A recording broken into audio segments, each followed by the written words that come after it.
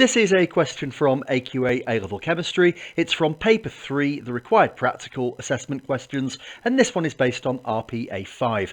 Going to recommend you pause on the question, have a go at each section for yourself, and then review. So here we have the question in its entirety, A through to part E. When you're ready, we'll move on and take a look at the answers. So, in the first one, we have got a sample of propane 1,2-diol refluxed with a large excess of potassium dichromate 6 and sulfuric acid. And we need the skeletal formula of propane 1,2-diol. Remember, skeletal, we do not show the body of the carbon skeleton. And propane will be 3 carbons, so that's 2 bonds. So I'm starting with that point. I have got an OH coming off the first carbon and an OH coming off the second carbon, so I've drawn that as you can see here.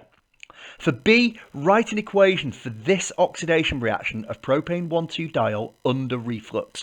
We're going to use O to represent the oxidizing agent, and we are showing the displayed formula of the organic product. Remember, that means that we have got to show every single covalent bond. So, propane 1,2-diol under reflux means a primary alcohol will not stop at an aldehyde, it will go all the way to a carboxylic acid. So I've drawn my carboxylic acid on the end where we started with our primary alcohol. The secondary alcohol can be oxidized to a ketone but will not go any further. So I've included a C double bond O on the second one, and I've got my CH3 on the end unchanged. Display formula though, so all 3 CH bonds shown clearly. Now I'm going to do the equation. I've got my initial propane 1,2-diol on the left hand side, and I am going to add my O's. Now we need an O to take the primary alcohol to an aldehyde, a second O to take it to carboxylic acid, and a third O to take our secondary alcohol to a ketone. So it's 3O here. We also need to remember that when we oxidize an alcohol to an aldehyde or ketone, we produce a water. That's happening with the primary alcohol and the secondary alcohol once each, so we are going to add 2H2O here.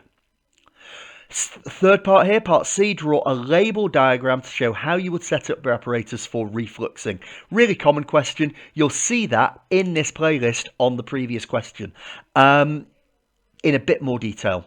But we take our round bottom flask, and you can see I've done a very long neck because I am going to build my condenser around it. Didn't actually need to be labelled on this one to get the full marks, but that is a Liebig condenser, and what we're actually looking for to get the marks here is that it is entirely sealed apart from at the top, which has to be left open. These should be 2-dimensional and cross-sectional. Moving on to part D, anti-bumping granules are placed in the flask when refluxing. Suggest why these granules prevent bumping. Well, what they do is prevent the formation of big bubbles of gas. It causes smaller bubbles to form, and that means less jolting of the apparatus. It bumps around less, it moves around less. Part E, there are many answers, but we're drawing the structure of a different organic product formed if the acidified potassium dichromate 6 is not in excess. The implication here is we don't get the same level of oxidation.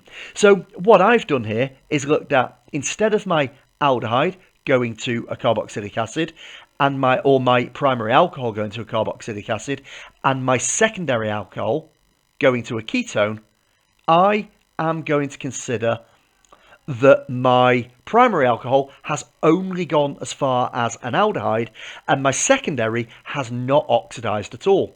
So that would get me the mark, but there are many other ways we could do that as well.